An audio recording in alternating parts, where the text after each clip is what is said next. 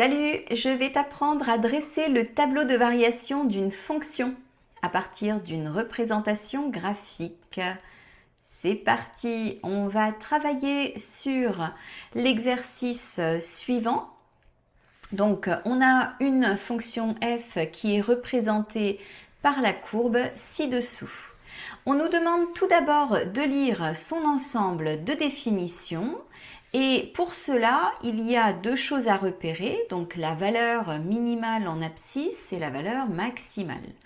Donc tu vois qu'ici, il y a un point, donc ça déjà, ça veut dire que ça correspond à l'abscisse minimale ici et c'est une valeur qui est inclue. Par contre, là, tu vois, ça continue et ça ne s'arrête absolument pas. Donc ça veut dire que ça va être aussi grand que possible.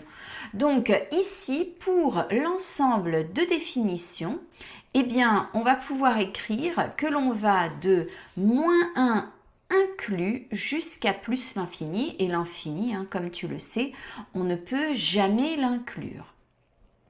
On va ensuite donc préciser les valeurs des extrémums éventuels. Alors les extrémums, c'est les valeurs minimum, maximum de la courbe. Alors ici, je peux repérer pour déjà le minimum, je vois qu'il y a une valeur ici et je vois qu'il y a une valeur juste ici et en dessous, je n'ai absolument rien. Donc cela correspond bien à une valeur minimale. Pour le maximum, eh bien, j'ai ici une valeur qui semble être un maximum, mais si tu regardes un petit peu plus loin, tu vois qu'il y a ici des valeurs de f de x, des images, qui sont plus grandes que celle-ci. Donc cette valeur qui est là, ce n'est pas un maximum pour la fonction.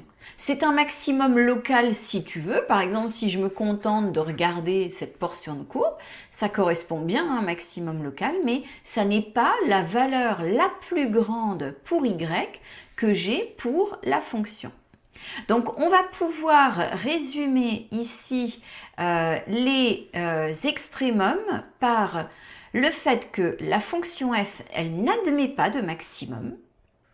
Il y a deux minimums, enfin un minimum qui est égal à -1 et qu'on va atteindre pour deux valeurs de x. Donc je te les avais mis ici en -1 et puis ici en 0,5. Alors ça y est, on a absolument tout ce qu'il faut pour dresser notre tableau de variation. Je te rappelle que pour le tableau de variation, j'ai besoin.